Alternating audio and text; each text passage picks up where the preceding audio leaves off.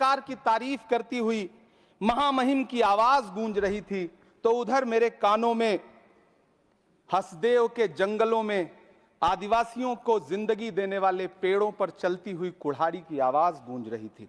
सभापति महोदय, इस तरफ महामहिम के भाषण पर प्रधानमंत्री जी संसद की मेज थपथपा रहे थे और उधर उत्तराखंड की अभागी बिटिया अंकिता भंडारी के इंसाफ की आवाजें मध्यम पड़ती जा रही थीं, जो आज भी पूछ रही हैं कि आखिर वो वीआईपी कौन था जिसके लिए अंकिता भंडारी को मार दिया गया।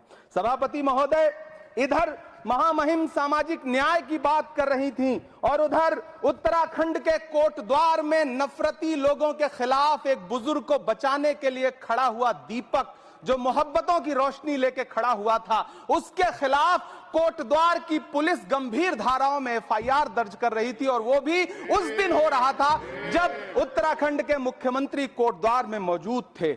ये नया भारत है जहां दंगाइयों के खिलाफ एफआईआर नहीं होते, बल्कि अमन और मोहब्बत की बात करने वालों के खिलाफ एफआईआर दर्ज होता है। यह नया भारत है जहां असम का चीफ मिनिस्टर खुलेआम संवैधानिक प्रोटोकॉल तोड़कर कहता है कि मुसलमानों को इतना टॉर्चर करो कि वो राज्य छोड़ने पर मजबूर हो जाएं। वो कहता है कि अगर कोई मियां रिक्शा वाला 5 रुपए मांगो तो उसे 4 रुपए दो ताकि वो परेशान हो सके। यह नया भारत है जहां बरेली में खाली घर में नमाज पढ़ने पर पुलिस मुकदमा दर्ज करती है।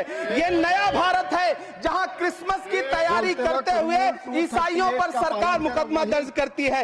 यह नया भारत है जहां जम्मू कश्मीर में नीट का एग्जाम क्वालिफाई करने वाले 50 बच्चों में अगर 42 मुसलमान होते हैं तो फिर मेडिकल कॉलेज की मान्यता ही रद्द होती है और जश्न मनाया जाता है। महामहिम राष्ट्रपति का भाषण में सुन रहा था। सर, यह नया भारत है जहां मध्य प्रदेश के बैतूल में बच्चों के स्कूल बनवा रहे मोहम्मद नईम का घर स्कूल इसलिए तुड़वा दिया जाता है क्योंकि वो स्कूल बनवा रहे थे। ये नया भारत है जहां कोर्ट का स्टे होने के बावजूद बनारस की दाल मंडी में सैकड़ों दुकानें तोड़ी जा रही हैं क्योंकि रास्ता चौड़ा करना है। सभापति महोदय, मैं आपसे कहना चाहता हूं कि जो पीढ़ी अपने बुजुर्गों को गाली देती है उसके साथ प्रकृति इंसाफ करती है। आज इंदिरा जी और नेहरू को गाली देते हैं, नेहरू को छोटा नहीं कर पाएंगे। नेहरू का नाम आइंस्टीन के साथ